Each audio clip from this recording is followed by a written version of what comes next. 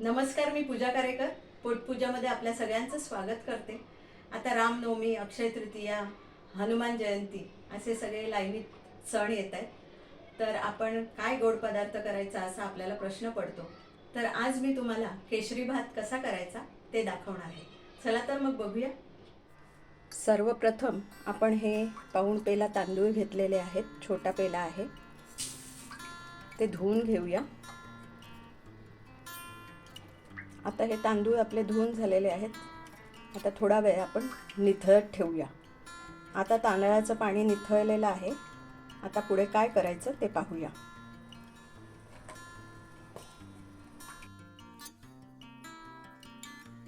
आता आपलं भांडं तापलेलं आहे, साजूक तूप घालून घेऊया।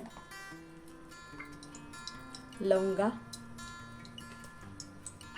दालचिनी, वेलची, तांदूळ,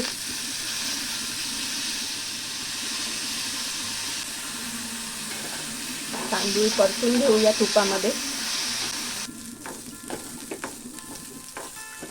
मी ह्याच्यामध्ये आता वेलचीचे दाणे घातले, पण तुम्ही अख्खी वेलची सुद्धा 2 वेलच्या जरा फोडून तुम्ही तुपात टाकले तरी चालतात, म्हणजे कधी कधी ते अंगावर उडतात ना दाणे, म्हणून। त्याच्यात जो काही पाण्याचा अंश होता तो कमी झाला। तर 1-2 मिनिटं आपण परतून घेऊ आणि मग पाणी घालूया। पाऊण पेला एवढे तांदूळ घेतले होते, तसेच डबल 2 पाऊण पेले आपण पाणी घालणार आहोत आणि भात शिजवून घेणार आहोत। त्याच्यामध्ये आपण थोडंसं लिंबू पिळणार आहोत,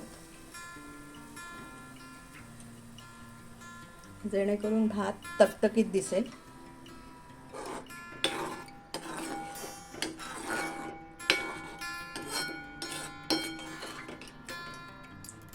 त्यात आपण आता केशरच्या काड्या घालूया, केशराच्या। काही जण त्याला गोडा भात म्हणतात, काही जण त्याला केशर भात म्हणतात, काही जण त्याला साखर भात म्हणतात। आता आपण त्याच्यावर झाकण ठेवूया आणि छान वाफ घेऊया।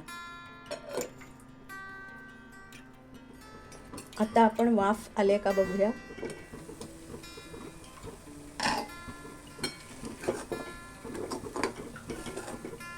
तुमचे तांदूळ जर जुने असतील तर पाणी जरा जास्त घालायचं।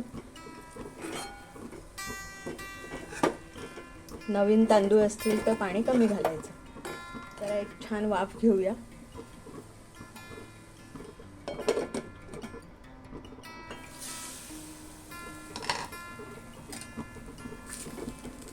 आता छान फुललेला आहे हा भात। आता आपण त्याच्यामध्ये साखर घालूया। पाऊण पेला आपण तांदूळ घेतले होते आणि साधारण पाऊण पेला आपण साखर घालणार आहोत।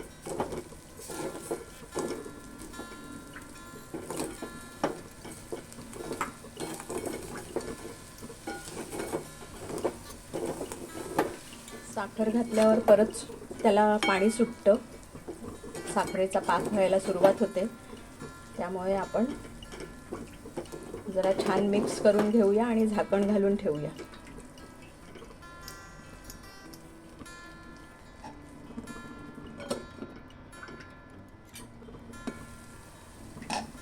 अगदी थोडंसं चवीपुरतं आपण मीठ घालतोय, त्यामुळे मग खूप छान चव येते त्याला।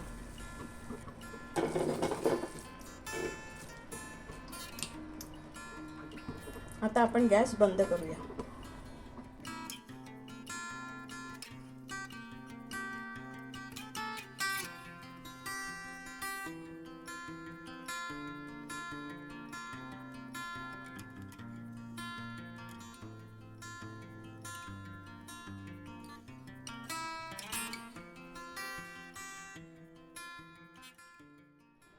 तुम्हाला ही रेसिपी कशी वाटली हे नक्की कमेंटमध्ये कळवा। लाईक करा, शेअर करा आणि सबस्क्राईब करा। आणि हो, मस्त खाण्याची घ्यायची असेल मजा तर बघत राहा पोटपूजा।